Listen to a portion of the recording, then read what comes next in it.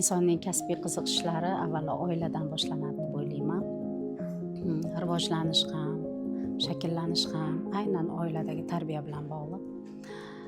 Endigina maktabga borgan paytlarimda 6 yoshdan maktabga chiqqandim. Otam uyga yap-yangi rubob, doira, dutor olib keldilar va hammamiz chalgimiz keldi, lekin hech kim chalishni bilmasdi. Meni musiqa maktabiga berdilar. Jussam kichkinaligi tufayli dutorga qo'lim yetmadi va rubob chalishni o'rgana boshladim. Musiqa maktabini o'sha Qashqar rubobi bo'yicha yakunladim.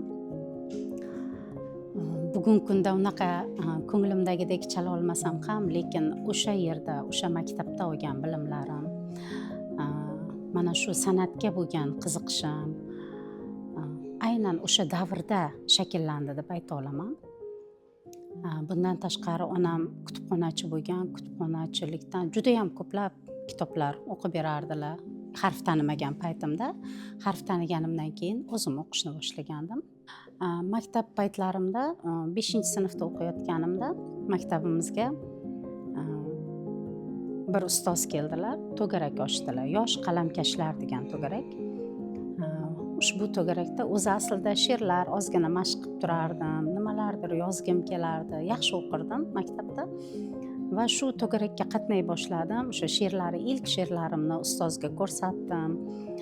Ustoz bizga o'sha maqola yozish, ocherk yozish, she'rlarimizni tahlil qilib berib, keyin mana bu yozgan ijodimizni Ohangaron tumani gazetasida, Ohangaron hayoti degan gazeta bugun ham mavjud. O'sha 91-yilda 5-sinf paytimizda chop eta boshladi.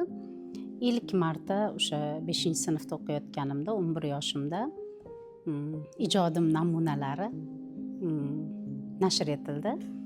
Bu juda ham katta faxr edi. Chunki bu paytda internet yo'q, televizor boyagi soatlab beriladi, ikkitagina kanal bor. Boyagi olayotgan manba yagona kitob edi va gazeta asosiy manba va matbuot hisoblanardi. Bu vaqtda juda katta obro', ota-onam ham xursand bo'lgan, bu ustozlarim xursand bo'lgan, bu faxr edi. Men bugungi kunga qadar mana shu jurnalistikaga bo'lgan qiziqish, muhabbatni oshirgan ustozim Yozuvchilar uyushmasi a'zosi, jurnalist Qudrat Odinayevdan juda ham minnatdor bo'laman. Shunaqa alohida bir e'tibor bilan bizni mana shu yo'lga chorlagan. Undan keyin esa bu qiziqishlarim meni Nafis san'at litseyiga chorladi. Nafis san'at litseyiga adabiyot bo'limiga o'qishga kirdim va mana shu litseyda o'qish jarayonida jurnalist bo'lishga bo'lgan qiziqish juda ham ortib bordi. 11-sinfda o'qiyotganimizda 20-asr o'zbek adabiyotidan ustozimiz Rahmon Qo'chqor kirardilar.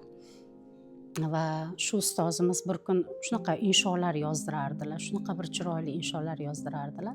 Bir kuni Kecha va kunduz asari haqida, Cho'lponni asari haqida shunaqa bir insho, hammamizni inshomizni tekshirib, mehr bilan har birimizga alohida inshoga fikr aytardilar.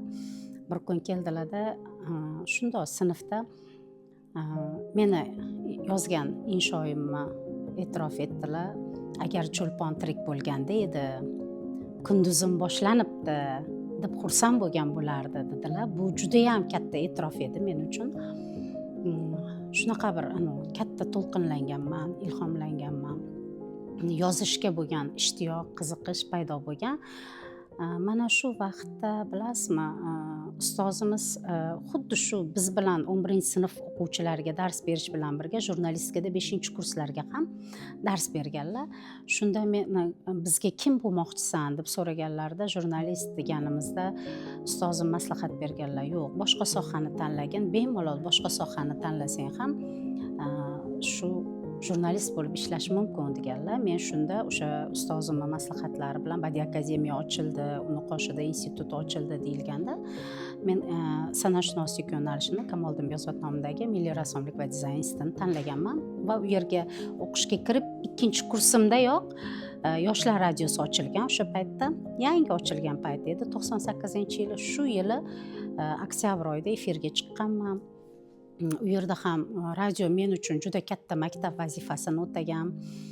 Ko'plab ustozlar ko'rganman u yerda ham va qalamlar charxlangan, ko'plab ajoyib san'at bo'yicha rangli kvadrat, palitra, yonimizdagi mo'jiza, shunga o'xshash juda ko'plab san'atga oid eshittirishlar tayyorlaganman, mualliflik eshittirishlar. Keyin kunlardan bir kuni shunaqa voqea bo'ldiki, odatiy ishdan qaytayotgan paytimda institutdagi ustozim professor Ne'mat Abdullayev ostanovkada, bekatda ko'rib qoldim. Aytdilarki, institutda dars berish xohlamaysizmi dedilar. Men ajablandim, ustoz, qanaqa qilib institutda dars bermagan bo'lsam noqulay emasmi? Endigina magistraturani bitirganimga 1 yil bo'lgandi. Keyin shu ustozim, 26 million aholiga dars berasiz san'atdan, 40 ta talabaga bemalol bera olasiz deb menga ishonch uyg'otdilar va shu kunning o'zida ertaga nima dars o'tishim kerakligini institutga olib bordilar va o'sha yerda vazifa topshirdilar. 80 yoshli ustozimni boyagi menga bo'lgan ishonchi meni to'lqinlantirib yubordi va mana shu jarayon menda burilish yasadi. Ya'ni jurnalistikadan boyagi o'qituvchilik jarayoni. Pedagogik faoliyat esa o'z-o'zidan ilm yo'lini tanlashim kerakligini belgilab berdi. Natijada 2007-yilda men ham Kamoliddin Behzod nomidagi Milliy rassomlik va dizayn institutida dars berardim, radioda faoliyat yuritardim va shu bilan birgalikda O'zbekiston xoreografiya akademiyasida ham san'at tarixidan dars berardim. Bir vaqtni o'zida 3 ta joyda ishlash meni doimiy katta bir energiya bilan harakatlanishimga sabab bo'lardi. Shunday vaqt keldiki, oila masalasi bilan bitta joyni tanlashimga to'g'ri keldi. Men xoreografiya akademiyasini tanladim va u yerda uzoq yillar davomida san'at tarixidan, senografiya va libos tarixidan dars bera boshladim. Va tabiiyki pedagogik faoliyat ilmni tanlashni belgilagan ekan. Men 2020-yilda Kamoliddin Behzod nomidagi Milliy rassomlik va dizayn institutini ilmiy kengashiga o'sha doktorant sifatida, tayanch doktorant sifatida o'qishga kirdim va 2023-yilda himoya qildim. San'atshunoslik fanlari bo'yicha falsafa doktorligini himoya qildim.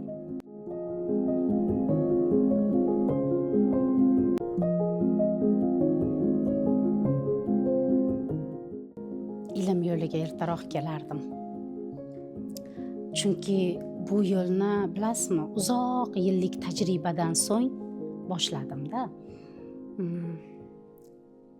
Buni ertaroq boshlardim va qat'iyroq turardim. Tilni ertaroq o'rganardim, tilga ko'proq e'tibor qaratardim. To'g'ri, hozir ham izlanish, hozir ham hayot davom etyapti, lekin yoshlikdagi ilm toshga o'yilgan naqshdir deyiladi-da. Yoshlikdagi izlanish, yoshlikdagi ilmga bo'lgan istak, xohish, izlanish bu boshqa jarayon. Ertaroq harakat qilgan bo'lardim hammasiga.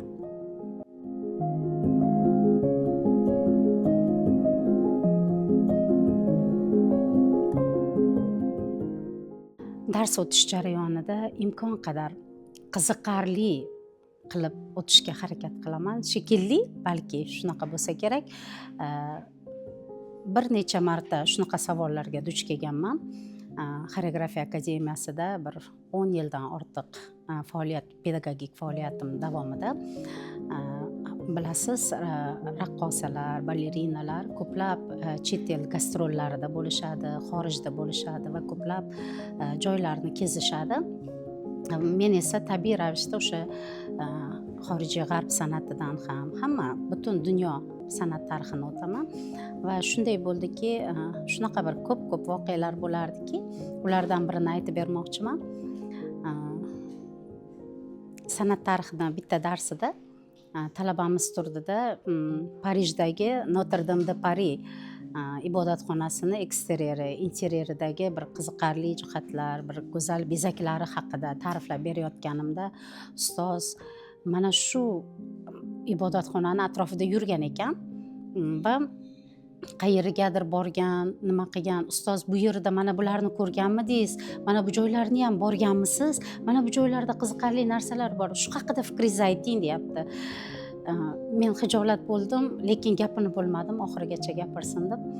Lekin bormaganimdan juda ham xijolat bo'ldim. Sababi rostdan ham men Parijga bormaganman.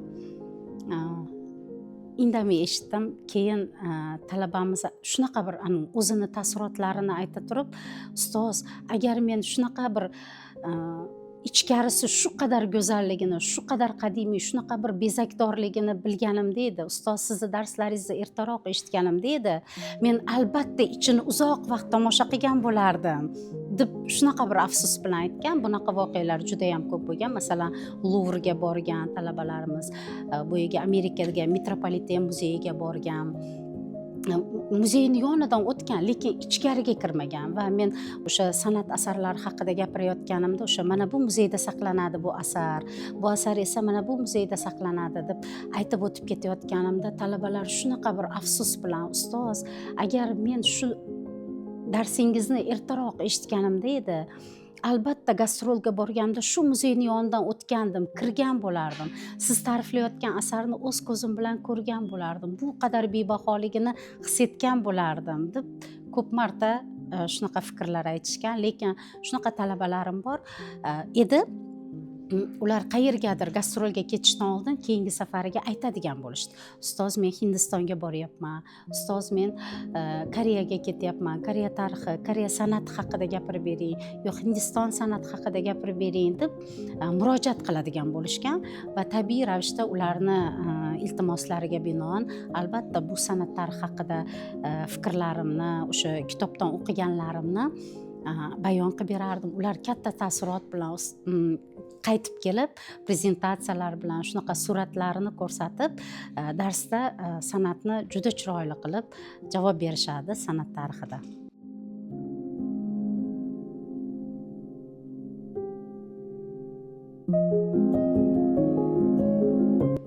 Har bir narsa o'z vaqtida go'zal. Shu qadar go'zalki,